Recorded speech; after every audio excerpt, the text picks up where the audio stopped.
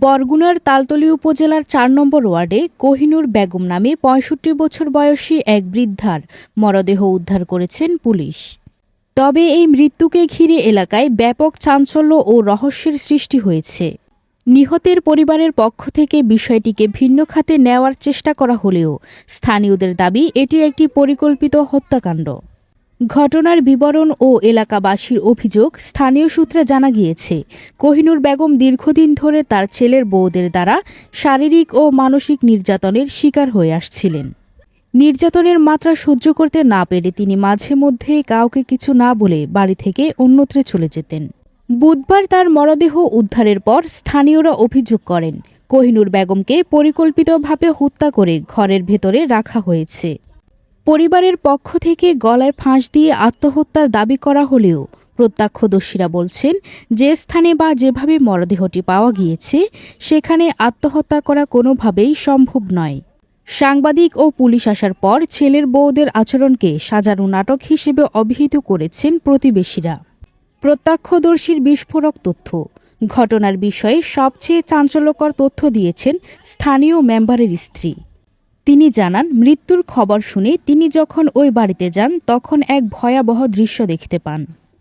তার ভাষ্যমতে, আমি যখন বাড়িতে পৌঁছাই তখন দেখি কোহিনুর বেগমের মরদেহটি একটি খাড়ালের সাথে ঠেস দিয়ে রাখা হয়েছে, কিন্তু সেখানে কোনো রশি বা ফাঁসের চিহ্ন ছিল না।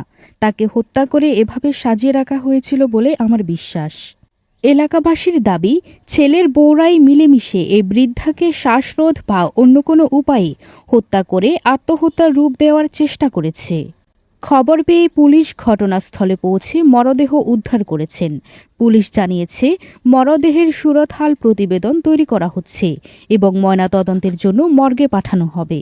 ময়নাতদন্তের রিপোর্ট এলেই এটি হত্যা নাকি আত্মহত্যা তা নিশ্চিত হওয়া যাবে। এখন পর্যন্ত এই ঘটনায় জড়িত সন্দেহে কাউকে আটক করা হয়নি, তবে তদন্ত চলছে। ওই মহিলার মূলত সমস্যা হয়েছে ওই পুতের সাথে তো ঝগড়া লাগানিই থাকতো এবং প্রায় দিনই দেখতাম আমরা যে তারা ওই শাশুড়ি এবং বউ ঝগড়া লাগিয়েই থাকতো এইটাই। আর যেখানে আপনার গলায় রশির যে কথা বলা হচ্ছে, কিন্তু আসলে ওখানে যে একটা মানুষ মারা যাবে এরকম আসলে আমাদের একটা মনে করেন একটা চিন্তা চেতনা হয় না যে যখন একটা মানুষ গলায় ধরে রশি দিকে মারা যেতে পারে। আসলে এটা একটা ভাবার বিষয়। আচ্ছা, আপনারা কি মনে করেন মহিলা আসলে মারা যেতে পারে নাকি ওরা মারতে পারে, এরকম কি উদ্দেশ্য? এখন আপনার যে আমরা যা দেখি বা মোটামুটি কথা দেখাতে আমার মনে হয় যে না, মহিলা ওখানে মারা যেতে পারে না। তাই আসলে আপনারা কি এলাকাবাসী, আপনারা কি চাচ্ছেন এই বিষয়ে? আমরা চাই পূর্ণাঙ্গ তদন্ত করে যে মূলত ঘটনা যে ঘটায় তার শাস্তি হবে, এটা আমরা চাই। এখানে ক্রিকেট খেলা ছিল 21 তারিখ আসরের একটু আগে 2-10 মিনিট আগে হইতে পারে। আমার বাসাতে ফোন আছে আমার ওয়াইফে যে তুমি কই, আমি বলছি যে আমি খেলার এখানে, তো তুমি তাড়াতাড়ি আসো। মিজানুরের ওই মেয়ে আইয়া বলছে ওর দাদি নাকি গলায় ধরে দিয়েছে। এই আমি লোকজন লইয়া আসছি আর দেখি যে সামনের দরজা দেওয়া, টাটু কোনো ঘরের মধ্যে মানুষ আলাপ পাই না। তখন আমি করছি যে এই ঘর খোল দিই, তো ঘরের ভিতরে রাজ করা। এই আমি 2-3 বার ডাক দেওয়ার পরে এক লোক মহিলা ঘরে দরজা খুলে দেওয়ার পরে আমি ঢুকে দেখি মহিলা শোয়ানো, আর 2-3 মহিলা আর ওই জাফর মাদ্দা এরা ওই ঘরের ভিতরে টাটু কোনো শব্দ করে না, কথা বলে না। তখন আমি ওই মিজানুরের খবর দিয়েছি, ওই তার ছেলে হে আসছে কান্দাকাটি পরে আমি ডাক্তার আনাইছি। ডাক্তার আনিয়ে বলছে যে নাই, মারা গেছে। এখন তারা এই ঘরের ভিতরেই ছিল, অন্য কোনো ওই পিছের দরজাও দেওয়া ছিল, সামনের দরজাও দেওয়া ছিল। আচ্ছা, মিজানুর ওইখানে আমি শুনি পর মিজানুর আমার কাছাকাছি ছিল, খেলা দেখে বসিয়া আমি বলছি মিজানুর বাড়িতে আস, তোর মায় নাকি অসুস্থ, তাড়াতাড়ি বাড়ি আয়। ও আমার পিছনে সোহেলের হ্যাঁ আমি জানি, আমি দেখছি সোহেলের মায় আর ওই জলফিমুদ্দার বউ আর ওই মিজানুরের বউ আর ওই জাফর মধ্যে 4 জন লোক ওই লাশের পাশে খারাপ। আমার তার নাতি ডাকছে যে আমার আব্বু গলা দড়ি দিছে, দেখতে যান আপনি। আমি গেছি, আমি সাথে সাথে গেছি। যাওয়ার পরে দেখি সামনের দরজা আটকানো, পিছনের দরজা রশি দিয়ে বাঁধা, কোনো মানুষজন নাই। আমি ডাকতে গেছি, পুতি, তারপর মামু, কোনো সারা শব্দ পাইনি। তারপর আমি দরজা খুললে, রশি খুললে তারপর ঢুকে দেখি ওই মহিলা রশি টশি কিছু দেখি না, খাড়ালে শোয়া, কোনো কিছু দেখি না। দেখি একটু রশির দাগ গলার ভিতরে, স্পষ্ট চেনা যায় না, স্বাস্থ্যলা মানুষ তো খাপের ভিতরে। তারপর দেখে আমরা ওখান দিয়ে আবার ফেরত আই করছি, আই আবার রশি দিয়ে বান্ধি আমরা চলে গেছি, মানুষজনের কোনো খবর নেই। দেখি আমি বাসে চলে গেছি, বলতে পারবো না সেটা যে মারা গেছে না মরছে। আপনি যখন গেছেন তখন কি কোনো রশি টসি দেখছেন ঝুলানি না, টুলানি? কোনো রশি টসি আমি দেখি ওখানে ঘরের ভিতরে গেছেন, কোনো লোকজন পাইছেন? না, কোনো লোকজনও পাইনি। তাহলে ওই যে নাতি যে আপনাকে ডাইকে আনলে, আসলে নাতি কি বললো? নাতি বলছে আমার বুয়ায় রশি দিয়ে গলায় রশি দিয়ে মারা গেছে। তাইলে ওই আপনি যখন গেছেন ঘরের ভিতরে একটা কান্না হাজারি থাকবে না, মানুষজন থাকবে না? কোনো মানুষজন ছিল না আর কোনো লোকও ছিল না। তারপর কান্নাকাটি ওই তো অবস্থা নাই। দেখে আপনি কি লোকজন ডাকছেন কাউরে? আমি যাইয়া বাসায় যাইয়া আমার হাজবেন্ডের ফোন দিছি, দেখো এই অবস্থা। এই যে দেখাইছেন। হ্যাঁ, আমি একে দেখাইছি ওই বাসায়। কোহিনুর বেগমকে নিয়ে কোহিনুর বেগম তো যে ঘটনাটা ঘটছে, ওনারা বলতেছে গলায় দড়ি দিয়ে মরছে। আসলে উনি মরছে কিনা এটা সঠিক বোঝা যায় না, কারণ যে যে জায়গায় রশি দিয়েছে ও জায়গায় মানুষ মরার কোনো প্রশ্নই আসে না। মানে ওখানে তো জায়গা কম, আপনি তো সাক্ষাতে ছিলেন। আর বিশেষ করে হইলে ওই যে আর পুতুর বউ এরা ঝগড়া লাগিয়েই থাকতো। এই ঝগড়া লাগার থাকাকালীন আমার ওই পুতুর বউ এক ফির দুজন চলে গেছে, ছেলেকে কই গেছে তোর মা নামালে আমরা এবারই আর আসবো না, এই ওই চলে গেছে। আবার এই যে মারা রয়েছে বা মারা গেছে এর 3-4 দিন আগে উনি আইছে বৌর আইয়া এই জিনিসটা এরকম করিয়া এইভাবে হয়ে গেছে। আর ওই যে বড় পুতের বউ উনি কিন্তু ওই মার্ডার হয়ে ওই মারা গেছে তার নামের এই কত ঘরে বসে, আর বারিন্দায় বউ। হ্যাঁ, আর 2-3 তো ব্যবধান নেই। উনি ওহেন বই এটা মার্ডার হয়ে গেছে বা মরে গেছে গলায় ধরে, উনি ওটা জানেই না বা দেখে না শোনেও না, সাউন্ড হয় নাই বলে। কি চাচ্ছেন এটা আপনার এটা কিভাবে হইতে পারে? আমরা তো আশ্চর্য ব্যাপার এলাকাবাসী। আসলে ঘটনাটা দিনে দুপুরে এরকম কিরম করতে পারে?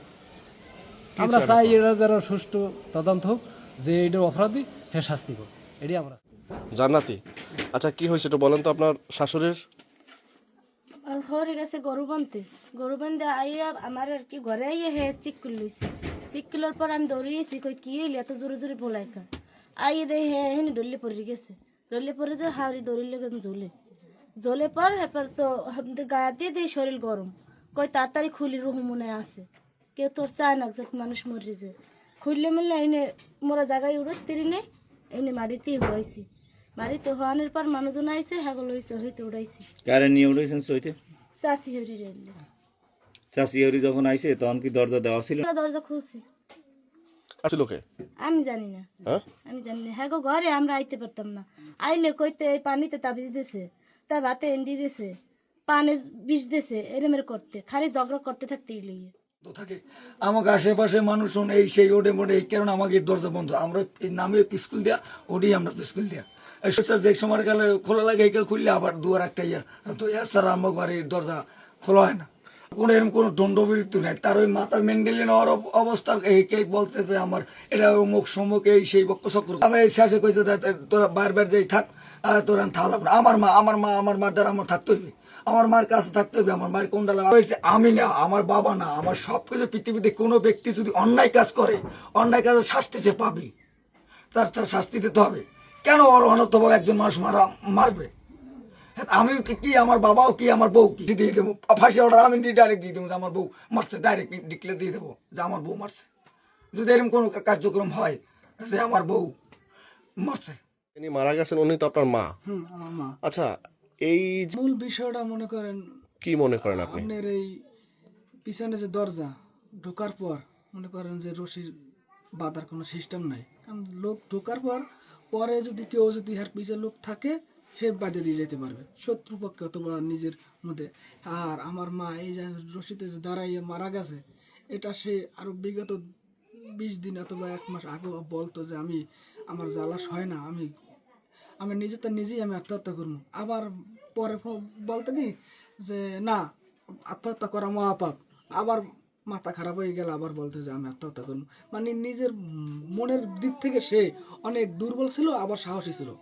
আচ্ছা, এটা মনে করেন এখন একজন প্রতি যদি একজনের প্রতিহিংসা থাকে, সে মনে করেন যে চোখের পানি, এটা তার ব্যক্তিগত সমস্যার ভিতরে। কিন্তু আমার মা মারা গেছে, এটাই আমার সমস্যা। মার মরণে আমি একটা পানি খাওয়াইতে পারি নাই, তারপর মার কাছে ছিলাম না, বউ অসুস্থ, হাসপাতালে নিয়ে গেলাম। তারপর আমি শুনি 4:30 সময় মেম্বারে ফোন দিয়ে দেখে তোমার মা অসুস্থ। তারপর বাসায় ফোন দিয়ে দিকে মা নাই পৃথিবীতে।